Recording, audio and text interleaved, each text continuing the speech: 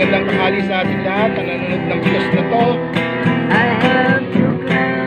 Kaya po, naaranan niya po kami para sa Lord.